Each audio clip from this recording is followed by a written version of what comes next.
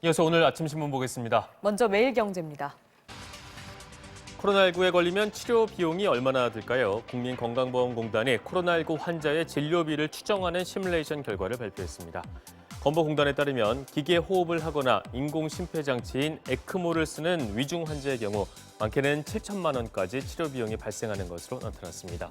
산소 치료를 받는 중증 환자는 1,196만 원, 증상이 상대적으로 가벼운 경증 환자들은 병원급에 입원했을 때 평균 331만 원, 종합병원에 입원하면 478만 원 정도가 드는 것으로 조사됐다는데요.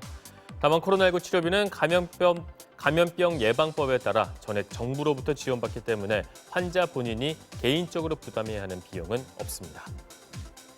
코로나19 확진자가 지난 주말 다녀간 서울 용산구 이태원동의 클럽 골목이 긴장감에 휩싸였다고 합니다. 지역 감염 우려가 커진 가운데 일부 언론이 확진자가 다녀간 클럽을 게이 클럽으로 보도하면서 불똥이 성소수자를 향한 비난으로 튀었기 때문이라고 합니다. 실제로 인터넷에는 감염 증상이 있는데도 클럽을 전전한 확진자와 성소수자 문화를 싸잡아 비난하는 댓글이 쏟아졌다는데요. 동시에 사실상 성소수자라는 걸 강제로 폭로하는 행위인 아우팅이 아니냐는 지적과 함께 확진자가 접촉한 이들을 위축시키고 숨어들게 해서 방역에 차질을 빚을 수 있다는 우려가 잇따르고 있다고 합니다. 영화 I Can Speak의 모델인 일본군 위안부 피해자 이용수 할머니가 일본 정부의 사과를 요구하면서도 그 부당함을 규탄하기 위해 매주 수요일 열리는 수요 집회에는 참여하지 않겠다고 말했다고 합니다.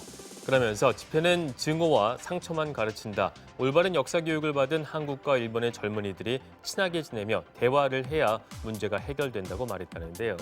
또 학생들이 낸 성금이 어디에 쓰인지 모른다며 비판했는데 이에 대해 위안부 관련 시민단체인 정의기억연대 측은 평소 성금을 전달받으면 홈페이지에 투명하게 올렸다고 해명한 것으로 알려졌습니다. 서울시가 공영주차장 요금에 공시지가를 반영하는 방안을 추진 중이라고 합니다. 모든 공영주차장이 같은 요금을 내는 현재 방식과 달리 주차요금에 공시지가가 반영되면 강남같이 땅값이 비싼 곳은 많게는 135%의 요금이 책정될 것으로 보인다는데요. 서울시가 운영하는 공영주차장 요금을 조정하는 것은 지난 1998년 이후 22년 만으로 대중교통 여건이 크게 달라진 상황을 반영해야 한다는 취지라고 합니다.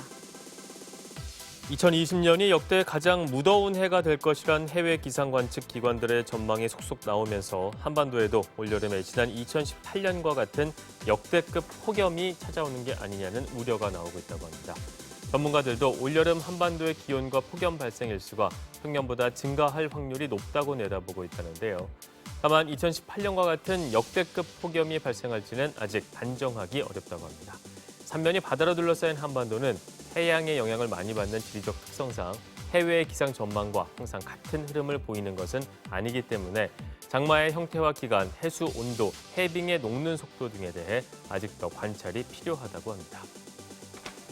영국산 일회용 생리대 나트라케어를 국내로 수입 판매해온 업체가 11년 동안 소재부터 제조 공정까지 모두 화학 성분을 배제했다고 거짓 광고를 한 것으로 드러났다고 합니다. 식품의약품안전처가 밝힌 조사 결과 나트라케어 18개 제품에 쓰인 접착제는 광고처럼 식물 성분이 아니라 일회용 생리대에 일반적으로 쓰이는 화학 합성 성분이었다고 합니다. 그동안 식약처가 허위 신고를 발견하지 못한 건 해당 업체가 신고 서류를 감쪽같이 위조했기 때문이라는데요. 업체는 11년 넘게 거짓말을 하면서 408억 원 상당의 제품을 판매했다고 합니다. 아침 신문 살펴봤습니다.